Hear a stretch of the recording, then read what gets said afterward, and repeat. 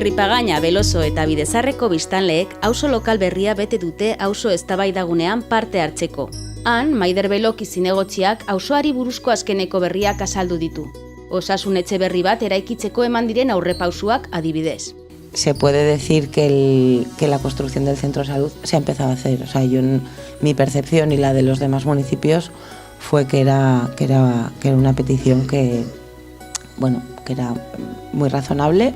Auzoak informatzen du atalan, Erripagaina eta Bidezarreko auzo elkarteek parte hartu dute.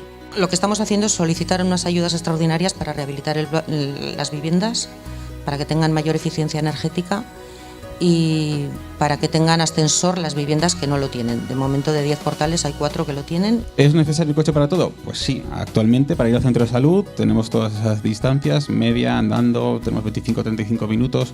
Las oficinas de correos no están en el barrio, pero bueno, no todos los barrios tienen una oficina de correos, pero en el nuestro está más lejos todavía.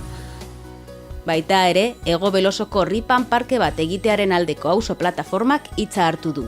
En la medida que tenemos esa densidad de viviendas, la zona verdes estaríamos con un 20% de lo que nos correspondería. Si atropellamos la Ripa, atropellamos una de las joyas de Pamplona.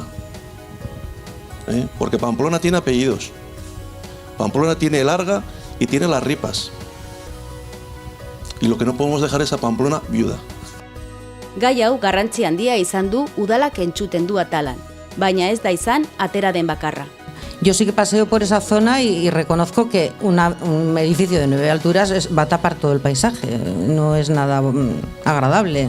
Y echamos de menos una zona donde tengamos esparcimiento para hacer convivencia vecinal. Cómo Burlada ha defendido la Ripa y cómo Pamplona se va a dejar atropellar. Es algo que no lo entendemos. Es que hace una diferencia entre Ripa y Ladera. Y es que ¿dónde se queda el recurso de la movilización?